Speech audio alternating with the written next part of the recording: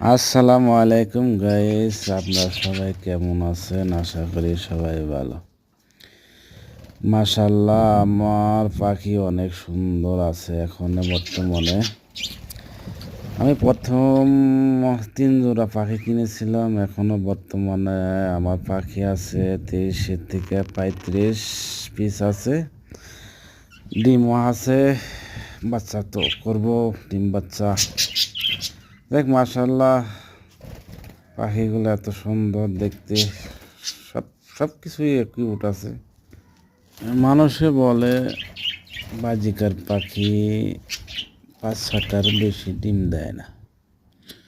না, এগুলো হইলে সব মিথ্যা কথা। তো আমি পাখি পালার পরের থেকে প্রথম 7-8 টাকা বাচ্চা দিছে, 7-8 পিস।